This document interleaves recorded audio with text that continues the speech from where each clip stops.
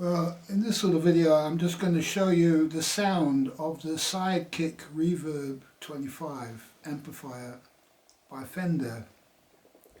These amplifiers were made in the 1980s, I believe, and they're a bit like a tube amp, a little bit, yeah, except they've got some benefits in terms of extra bass of a solid state. And so if you try and play a blues and you want like a bit of bottom end in the low notes, then obviously a tube amp turned down doesn't actually do it, but this amp you can use at a low volume setting and you've got a little bit of bass to work with, not as much as if you had a bigger speaker, yet not bad. And so what I've done is I've put different bass settings on each. I think the first one is about a bass of about 7 or 8, and then a bass of about 8 or 9, and then one with full bass. The last one is full bass. So you get an idea of how much bass you can get out of this amplifier. Okay, well, here it goes. See what you think.